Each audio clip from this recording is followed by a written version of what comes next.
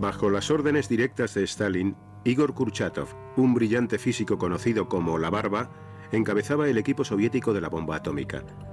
Estaban decididos a acabar con el monopolio atómico que ejercía Estados Unidos desde la guerra. El 29 de agosto de 1949 alcanzaron el éxito.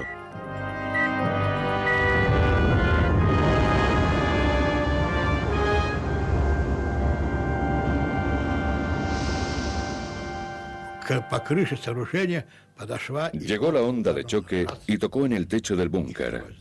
1, 2. Como si fuera el genio de la lámpara liberado por nosotros, nos daba una palmadita y las gracias por haberle liberado de su largo cautiverio. Era el inicio de la carrera nuclear.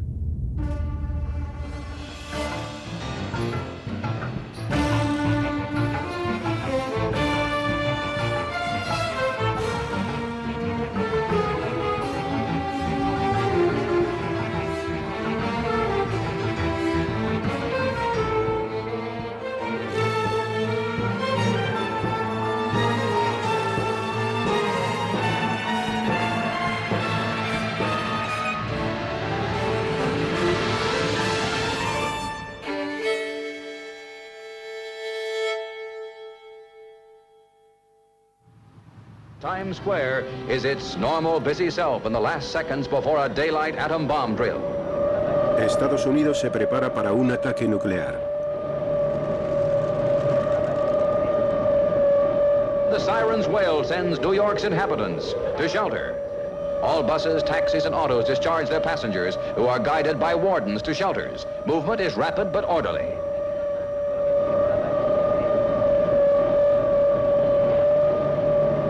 Housewives draw shades and turn off gas before proceeding to shelter zones in their own buildings. New York's subways provide most of the public shelters. Times Square is deserted 2 minutes after the alert. La velocidad con la que los soviéticos habían logrado la bomba atómica dejó atónitos a los estadounidenses. Creo que lo que más nos sorprendió fue que, considerando los destrozos ocurridos en la Unión Soviética a consecuencia de la Segunda Guerra Mundial, no creíamos que fueran capaces de reunir la infraestructura necesaria para desarrollar la bomba. Pero sí lo hicieron. Y claramente se nos habían metido hasta en los pantalones. Fuimos descubriendo lo bien que se habían infiltrado en todo el proyecto Manhattan. Algunos de los científicos que trabajaron en la primera bomba atómica estadounidense, el proyecto Manhattan, opinaban que los Estados Unidos no debía ostentar el monopolio de las armas nucleares. Klaus Fuchs, un ciudadano británico nacido en Alemania, era uno de ellos. La gente le usaba de canguro. Era muy educado, una persona muy discreta. No teníamos ni la menor idea de que tuviese esa doble personalidad o ese doble interés. En enero de 1950, Fuchs fue arrestado en Londres y acusado de pasar los diseños de la bomba atómica a la Unión Soviética. Fue sentenciado a 14 años por espionaje.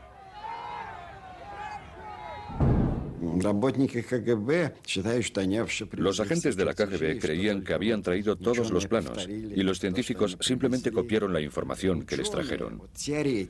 Los científicos dijeron que los datos de espionaje eran muy importantes. Los ingenieros mostraron menos entusiasmo. Dijeron, ¿y qué si tenemos la información? ¿Cómo hacerla? ¿Cómo usarla? Eso no estaba claro. Estados Unidos acudió a sus científicos para recuperar la ventaja. En los laboratorios nucleares de Los Álamos planificaron la bomba de hidrógeno. En aquel momento nos parecía que el rendimiento de la bomba atómica estaba limitado aproximadamente al rendimiento que se obtuvo en la guerra contra Japón, mientras que con la bomba de hidrógeno el rendimiento era absolutamente ilimitado. En concreto, nos parecía que la bomba de hidrógeno era 1000 veces más potente que la bomba atómica, igual que la bomba atómica había sido 1000 veces más potente que las bombas químicas utilizadas en la Segunda Guerra Mundial. Este enorme poder destructivo impactó a Robert Oppenheimer, antiguo líder del Proyecto Manhattan. Él y varios de sus colegas sostenían que tales armas ponían al mundo entero en peligro. If there's another world war, this civilization may go under. We need to ask ourselves whether we're doing everything we can to avert that. Estados Unidos temía que si ellos no fabricaban una bomba H, los rusos lo harían. El presidente Truman dio el visto bueno. El atolón Enehuito en el Pacífico fue el lugar escogido para albergar la primera explosión termonuclear del mundo. En 1952 la operación Ivy estaba lista. Requería un inmenso sistema de refrigeración, pesaba más de 82 toneladas y tenía 6 metros de altura. In less than a minute, you will see the most powerful explosion ever witnessed by human eyes. The blast will come out of the horizon just about there. And this is the significance of the moment. This is the first full-scale test of a hydrogen device. If the reaction goes, we're in the thermonuclear era. For the sake of all of us, and for the sake of our country, I know that you join me in wishing this expedition well. It is now 30 seconds to zero time. Put on goggles or turn away. Do not remove goggles or face burst until 10 seconds after the first light. Minus 10 seconds. 9er, 8, 7, 6, 5er, 4, 3, 2, 1, T0. El 1 de noviembre de 1952, la primera bomba de hidrógeno del mundo explotó con una fuerza equivalente a más de 10 millones de toneladas de TNT. 1000 veces la potencia de la bomba lanzada sobre Hiroshima. Uno no sabe lo que es el calor hasta que sientes el de una bomba de hidrógeno de 10 megatones. No para. El calor va subiendo más y más. Y empiezas a preocuparte, aunque estés a unos 30 kilómetros de distancia. Por supuesto, la isla entera desapareció, lo cual fue muy impresionante, y la laguna entera tenía un color blanco lechoso. Luego nos pidieron que fuésemos a recoger muestras, así que nos subimos a una lanchita con unos cubos y fuimos hacia el cráter cogiendo el material radiactivo para llevárselo a los químicos y que lo analizaran, y así poder establecer el rendimiento. Pero éramos jóvenes y fue muy divertido. Mientras Estados Unidos desarrollaba la bomba de hidrógeno, una guerra convencional había estallado en Asia. Korea is a small country, thousands of miles away. But what is happening there is important to every American. The fact that communist forces have invaded Korea is a warning that there may be similar acts of aggression in other parts of the world. El Congreso aprobó un aumento de 40.000 millones de dólares en el presupuesto de defensa. Truman, reacio a volver a utilizar armas nucleares en Asia, luchó contra los comunistas de Corea con armas convencionales.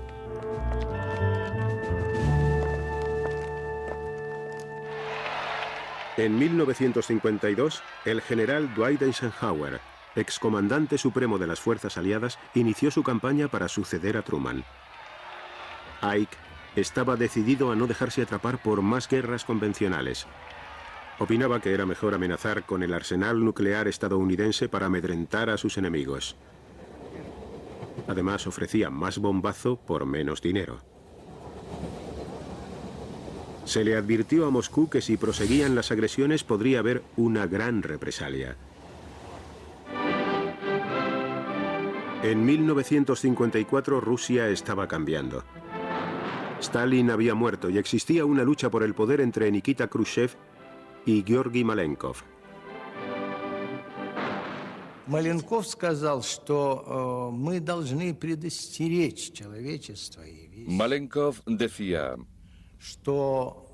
debemos alertar a nuestro pueblo y a toda la humanidad de que la guerra nuclear amenaza a todos con la aniquilación. Hay que evitarla a toda costa.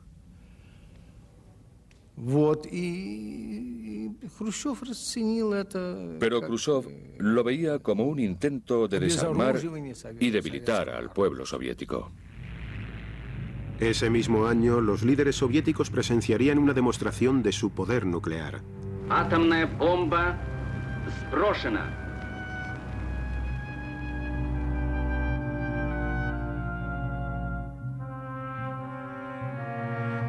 Una bomba atómica de 20 kilotones fue lanzada sobre unas maniobras militares en Totskoye, en los Urales. Внимание! Идет ударная волна.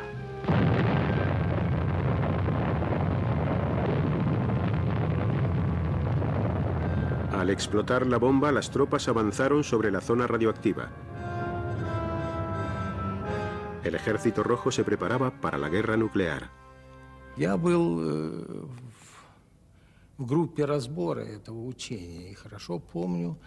Yo era miembro del equipo de asesores para aquella prueba. Recuerdo muy bien cómo el mariscal Bulganin, ministro de Defensa, dijo que las armas nucleares no eran tan aterradoras como habían advertido los imperialistas.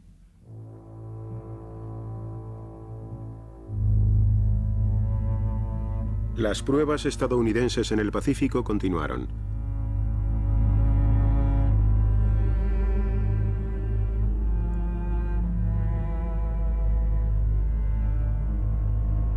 En 1954, la Gamba debía explotar con una fuerza de unos 5 megatones, pero los cálculos eran erróneos. El viento propagó la radioactividad mucho más lejos de lo esperado. No estábamos preparados para tanta potencia, de modo que la zona de alcance fue mucho mayor. Y por desgracia, había un pesquero japonés, creo que se llamaba el Dragón de la Suerte, sobre el que cayó parte de la radiactividad. No tenían ninguna información de qué era aquello, y estaban muy lejos. Y antes de poder enviarles la información, o detectarle siquiera, algunos tripulantes sufrieron los efectos de la radiación. Los pescadores se encontraban a más de 130 kilómetros de distancia cuando se vieron engullidos por una nube de polvo radioactivo. Una vez más, los japoneses han sido envenenados con las cenizas de la muerte, titulaba un periódico japonés. Los 23 tripulantes enfermaron y uno murió. Me pareció una desgracia que unos seres humanos hubiesen resultado afectados. Pero la gente sufre daños con toda clase de cosas. No entiendo por qué la reacción del público fue tan grande. Tal vez porque la prensa tiene un efecto tremendo sobre la opinión pública. Pero no era solo la prensa. Un excientífico de Los Álamos también estaba preocupado.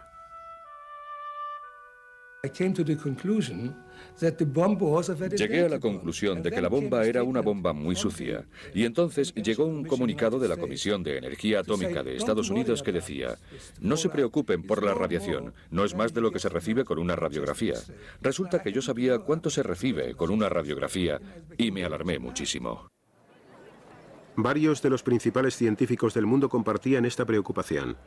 Junto al filósofo británico Bertrand Russell, pusieron sus nombres en un manifiesto. There lies before us, if we choose, continual progress in happiness, knowledge, and wisdom. Shall we instead choose death, because we cannot forget our quarrels? We appeal as human beings to human beings. Remember your humanity and forget the rest. If you can do so, the way lies open to a new paradise. If you cannot, there lies before you the risk of universal death.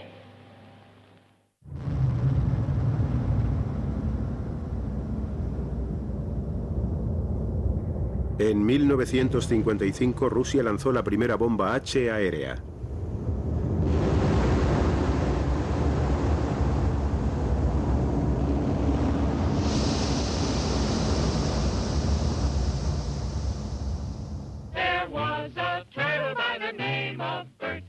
Bert the turtle was very danger threatened him, he never got hurt. He knew just what to do. He ducked and covered. Now, you and I don't have shells to crawl into like Bert the Turtle, so we had to cover up in our own way. First, you duck, and then you cover. And very tightly, you cover the back of your neck. Nos metíamos debajo del pupitre y nos quedábamos allí hasta que nos ordenaban salir. O en algunos casos, en algunas clases, había guardarropas a un lado y entrábamos, cogíamos el abrigo, salíamos al pasillo y literalmente nos acurrucábamos contra la pared. Remember what to do, friends. Now tell me right out loud. What are you supposed to do when you see the flash?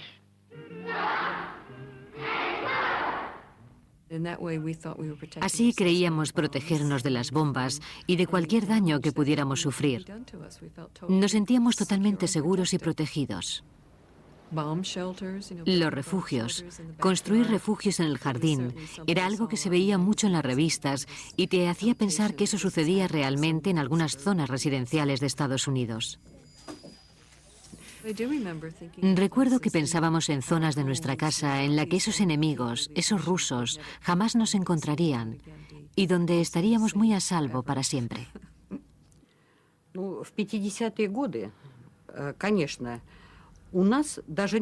los años 50, ni se nos pasaba por la mente que los americanos tuviesen miedo de una invasión soviética. Creíamos que sabían que solo teníamos intenciones pacíficas, que solo queríamos vivir en paz. Queríamos reconstruir nuestro país. Teníamos nuestros planes quinquenales. En ninguna parte estaba escrito que quisiéramos invadir a nadie.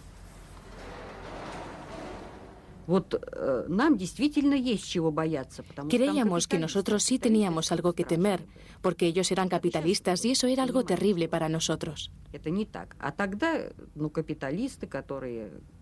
Creíamos que le chupaban la sangre a los trabajadores. Ni se nos pasaba por la mente que los americanos tuviesen miedo de nosotros. En el verano de 1955, las grandes potencias se reunieron en Ginebra. La delegación rusa estaba encabezada por el mariscal Bulganin y Nikita Khrushchev.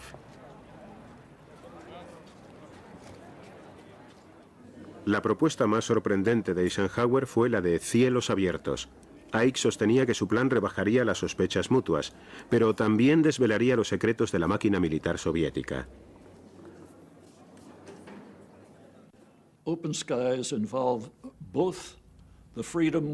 Cielos abiertos contemplaba la libertad para sobrevolar al enemigo y observar, fotografiar y observar lo que pasaba, así como el intercambio de planos, como dijo Eisenhower, de los programas militares de ambos bandos.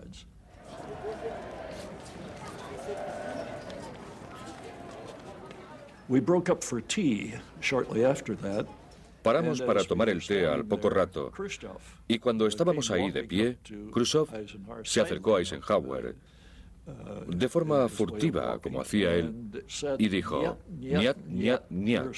Lo que quieren es mirar en nuestro dormitorio". Y cuando nos fuimos, Eisenhower dijo: "Ahora ya sabemos quién está al mando de la delegación soviética".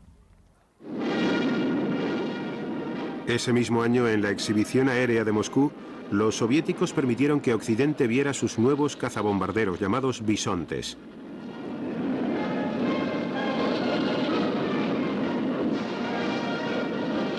Además, por encima volaban 10 aviones de largo alcance Tu-95, capaces de llevar una bomba nuclear hasta Estados Unidos.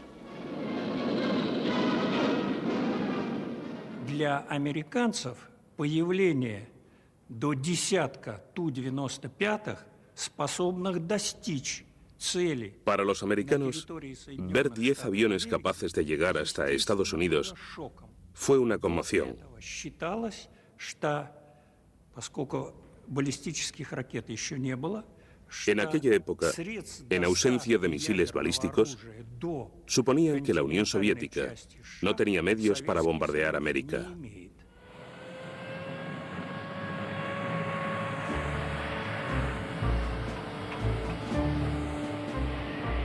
En respuesta al miedo por el desequilibrio de bombarderos, Ike dobló la producción de los B-52. Estados Unidos necesitaba saber cuánta era la diferencia en realidad.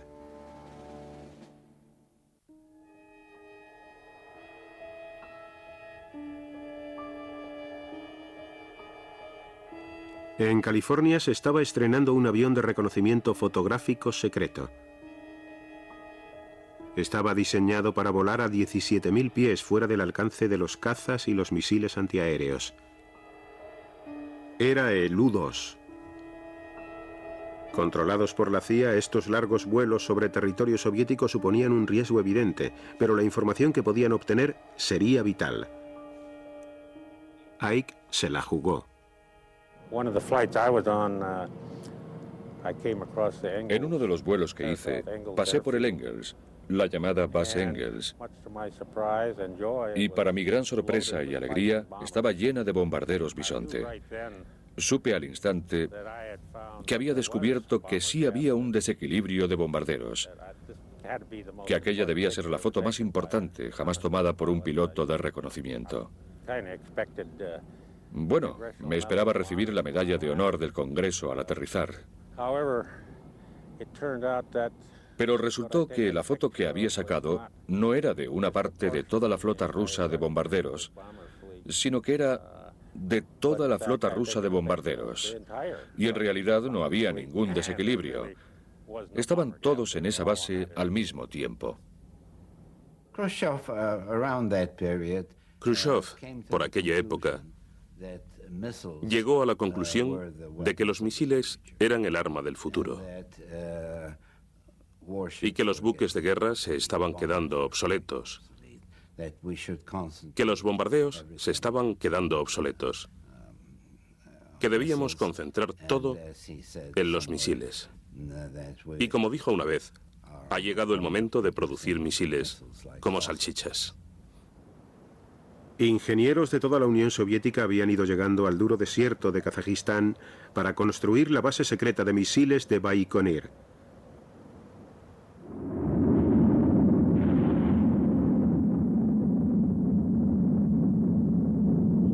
El 15 de mayo de 1957 empezaron a probar el primer misil balístico intercontinental del mundo, un ICBM.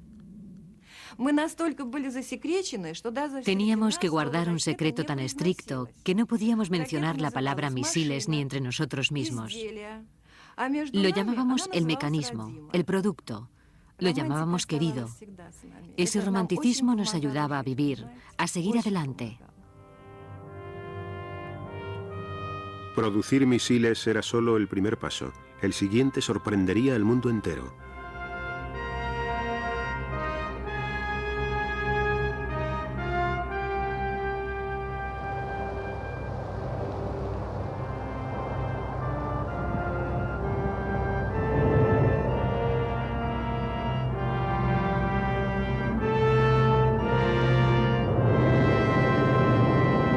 El 4 de octubre de 1957, Rusia lanzó el primer satélite espacial del mundo. Lo llamaron Sputnik, compañero de viajes de la Tierra.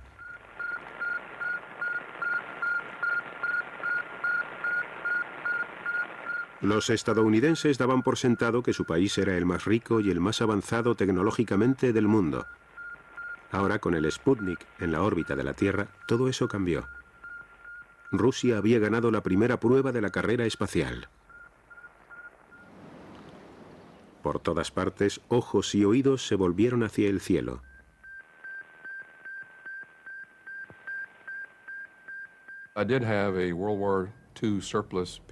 Tenía un equipo de la Segunda Guerra Mundial en el garaje. Llevaba allí un tiempo sin usarse y era demasiado pesado para meterlo en casa, de modo que lo encendí. Sintonicé uno de los canales justo por encima de la frecuencia de 20 MHz y muy débil. Al fondo, entre todos los ruidos, pude oír un sonido.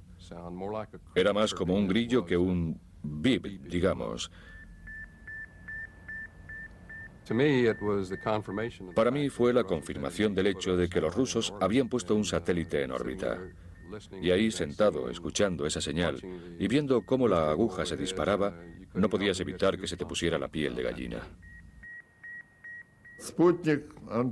El Sputnik causó conmoción en el extranjero. El ejército americano comprendió que la época en que estaban fuera de nuestro alcance había terminado. Una nueva era había empezado. Con el lanzamiento del Sputnik, un arma nuclear no solo podía dar la vuelta al mundo, sino que podía caer donde se le ordenase. Fue una buena sacudida para los nuestros. Casi cundió el pánico al pensar que los soviéticos podían hacer eso y que ello significaba que podían bombardear Estados Unidos con misiles. Eisenhower llevaba años pensándolo y no le pilló por sorpresa. Our satellite program has never been conducted as a race with other nations. Rather, it has been carefully scheduled as part of the scientific work of the International Geophysical Year. I consider our country's satellite program to be well designed and properly scheduled to achieve the scientific purposes for which it was initiated. Los críticos de Eisenhower alegaron que con su lentitud había concedido ventaja al enemigo. This government needs to start telling the truth to the American people. Quit kidding ourselves and quit trying to fool our friends and our neighbors. And by that I mean, let's find out just where we stand in this race and this armament picture, and let's find out just what we're going to do about it. Let's quit acting as if nothing happened, because something has happened, and it has embarrassed us throughout the world.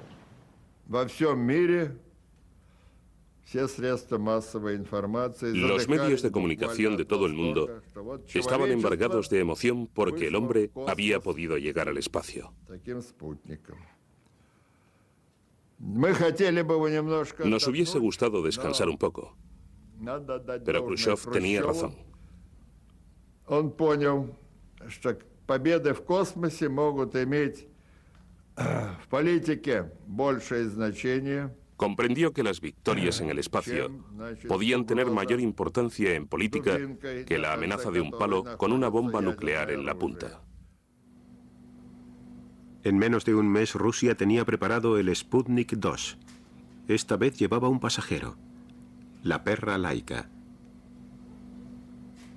La opinión pública estadounidense estaba dividida entre el miedo a los misiles soviéticos y la preocupación por la seguridad de la perra, que ellos llamaban Curly. We can only pray in this time of aloneness and suffering for Curly that God will be merciful and speed the end.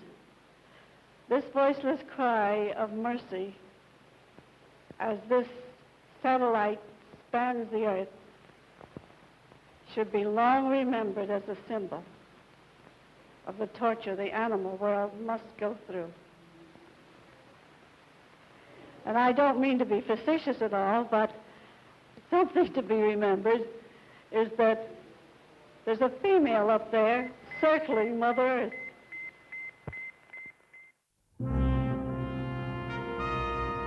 Para alcanzar a los rusos, Estados Unidos impulsó su propio programa de satélites.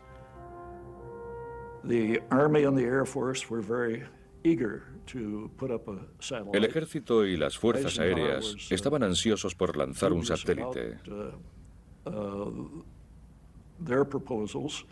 Eisenhower dudaba sobre sus propuestas y decidió llamar a la Marina para que fabricase un nuevo satélite llamado Vanguard, y que solo estaría dedicado a fines civiles y pacíficos.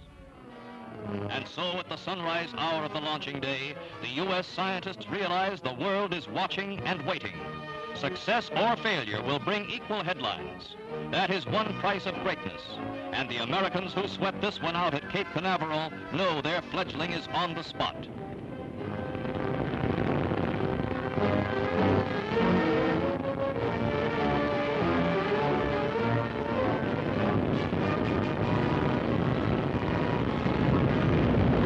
Rising but a few feet, the three-stage 72-foot rocket loses its thrust.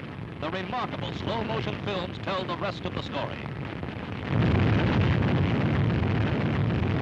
Fue una humillación nacional. La prensa mundial se cebó. Había que hacer algo urgentemente para restaurar la confianza en la tecnología estadounidense. Al rescate llegó un antiguo científico de cohetes alemán, Werner von Braun. Su equipo había trabajado en un misil militar conocido como el Redstone. A toda prisa le colocaron un satélite Explorer.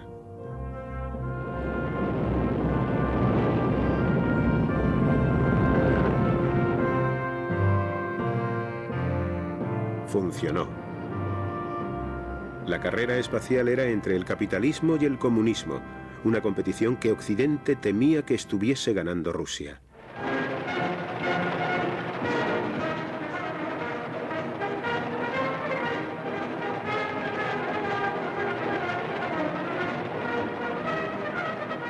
Rusia rebosaba orgullo y rindió homenaje a sus nuevos héroes científicos. Estados Unidos, decidido a ponerse al día, se concentró en la juventud. Muy pocos alumnos estudiaban ciencias o ingeniería. Demasiados se apuntaban a carreras más blandas. Se aprobó la Ley de Educación de Defensa Nacional. Como consecuencia, mi exmarido se hizo ingeniero, mi hermano se hizo ingeniero, la mayoría de las personas que conocía en mi pequeño entorno se hicieron ingenieros. Después de aquello se pasaron a otras cosas, pero estábamos muy condicionados a la hora de pensar que eso era lo que debíamos hacer. En 1959, el vicepresidente Richard Nixon inauguró la Exposición Nacional de Estados Unidos en Moscú. Intentó impresionar a Khrushchev con los avances estadounidenses en la televisión en color. There are some instances where you may be ahead of us. For example, in the development of the thrust of your rockets for the investigation of outer space. There may be some instances, for example, color television, where we're ahead of you. But in order for both of us to benefit, you see, you never concede anything. Wait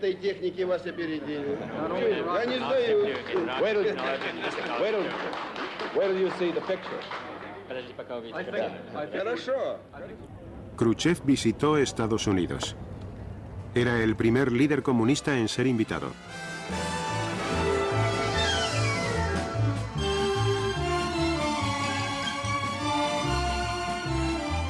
En Hollywood, las estrellas acudieron a entretenerle. En las calles, la gente le dio una gélida bienvenida.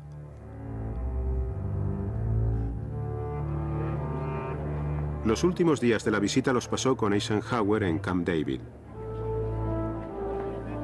Ambos dijeron que estaban dispuestos a frenar la carrera armamentística.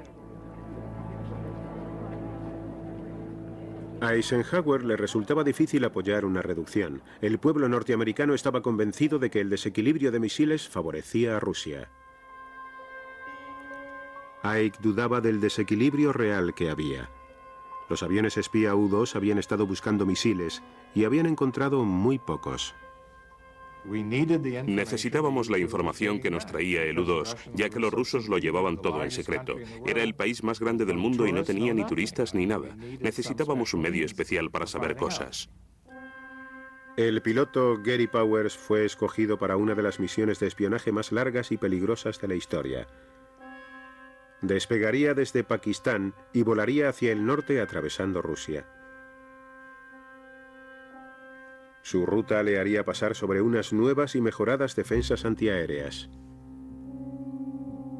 Nada más entrar el U-2 en territorio soviético, el radar ruso lo detectó. Los cazas MiG despegaron, pero no podían llegar tan alto.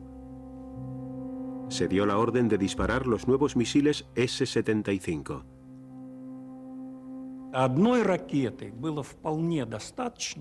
Con un misil bastaba para derribar el avión de Powers.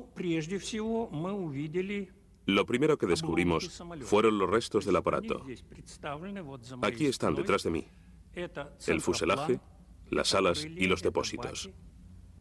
A Eisenhower le dijeron que el avión había desaparecido y que quizás tendría que hacer un comunicado público. Le recordé que teníamos una historia falsa que podíamos usar y que consistía en decir que el avión estaba a gran altura, que era un avión meteorológico que había debido desviarse. Y eso contamos. that having a failure in the oxygen equipment, which could result in the pilot losing consciousness, the plane continued on automatic pilot for a considerable distance and accidentally violated Soviet airspace. Там же, естественно, y самое главное, так сказать, y la prueba principal, por así decirlo, era el propio Powers y su equipo. Были и такие вещи, как Llevaba con él una aguja envenenada y una pistola con silenciador.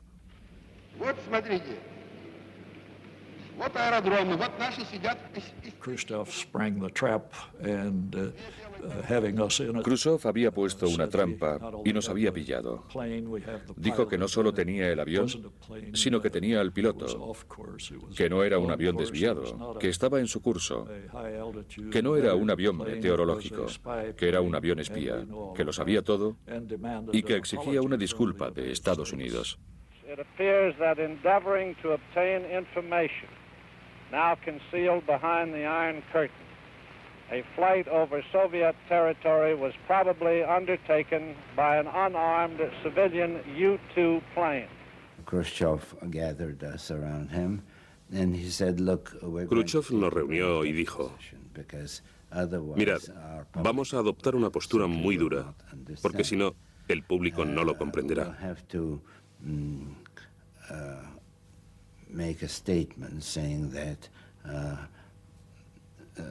Emitiremos un comunicado diciendo que el presidente debe pedir disculpas, debe castigar a los responsables de estos vuelos y debe decir que no se repetirán nunca más". 2 semanas después de derribar el avión en la largamente esperada cumbre de París, Khrushchev, furioso porque Eisenhower no pedía disculpas, abandonó la reunión.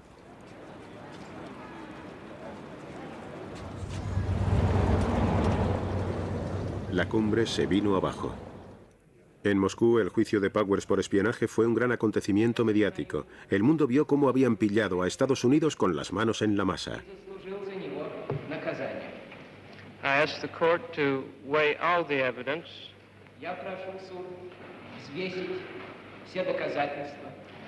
And take into consideration not only the fact that I committed the crime,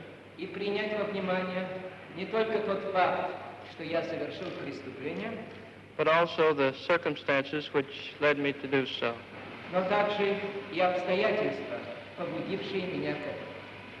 Powers fue condenado a 10 años de cárcel.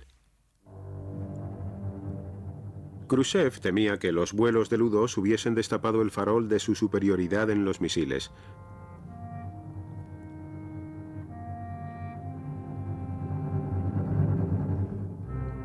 En el cosmódromo secreto de Baikonur, los ingenieros estaban probando un nuevo ICBM. Al mando estaba el mariscal Nedelin.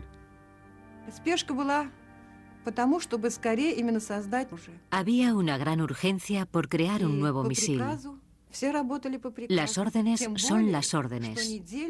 Todos obedecían las órdenes, sobre todo porque Nedelin vigilaba muy de cerca ese proyecto. Se quedó ahí un mes entero supervisando los trabajos. Se sentaba en una silla plegable delante del cohete y metiendo prisa a la gente, más rápido, más rápido.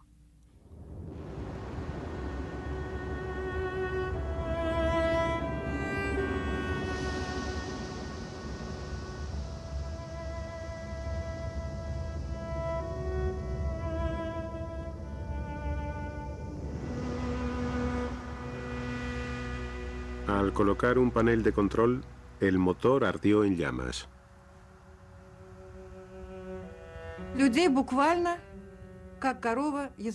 Una lengua de fuego envolvió a la gente. Caían como antorchas humanas desde lo alto del cohete.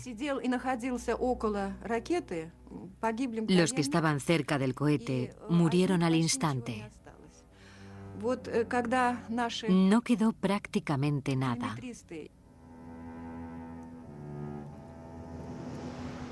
Murieron 189 personas.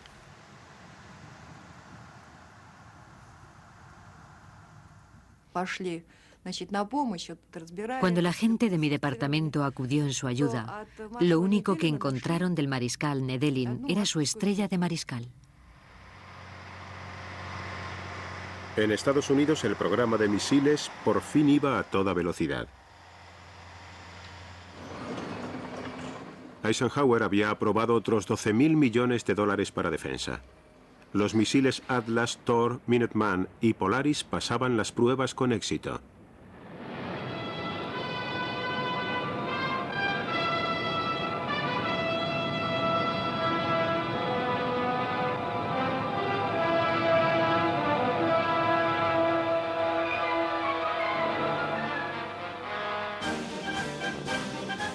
...1961... la banda toca en honor de un nuevo presidente.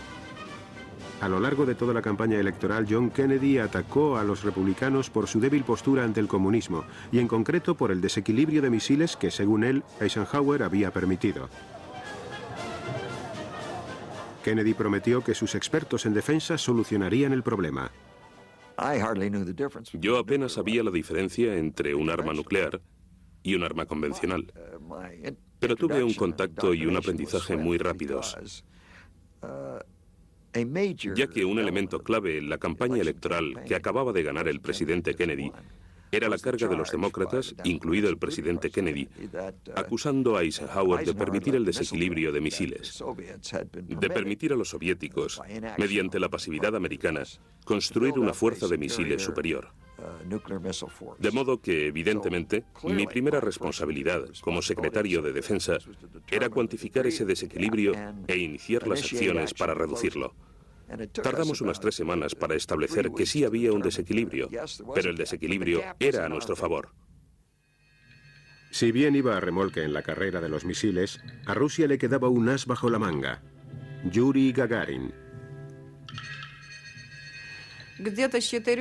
Desde las 5 de la madrugada no paraba de pensar: ahora le están despertando, ahora se está vistiendo, está comiendo, ahora se está subiendo al autobús de camino a la plataforma.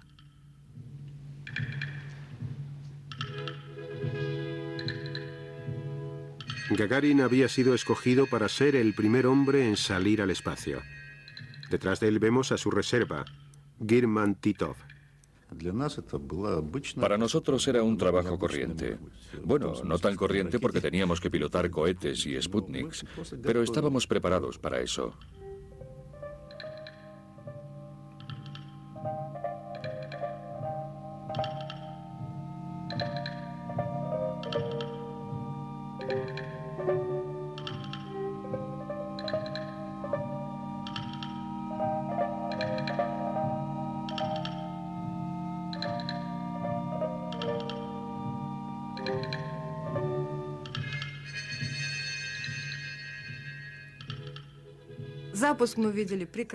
Pudimos ver el lanzamiento muy bien.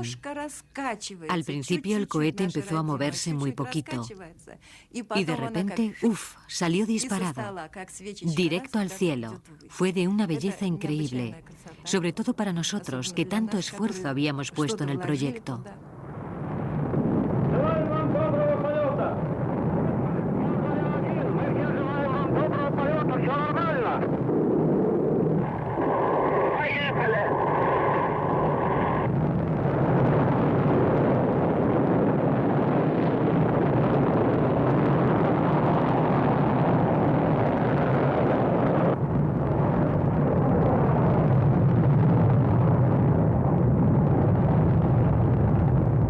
В 7 минут по московскому времени я услышал свист и все нарастающий гул.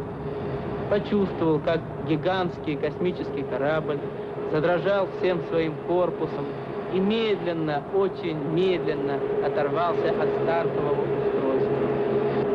Было трудно пошевелить рукой.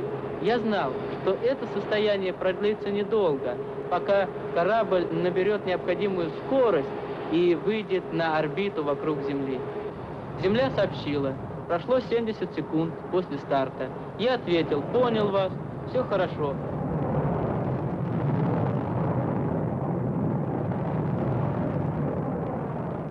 Gagarin dio la vuelta a la Tierra. El vuelo había durado 108 minutos. A su regreso fue recibido como un héroe.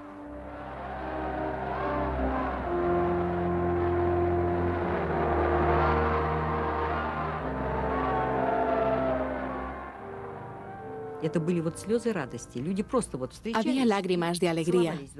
La gente besaba desconocidos en las calles y Gagarin era el amor de todo el mundo. Él y su sonrisa.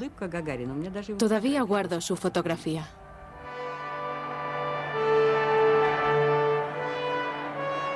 Su proeza deleitó a todos los rusos y al mundo entero.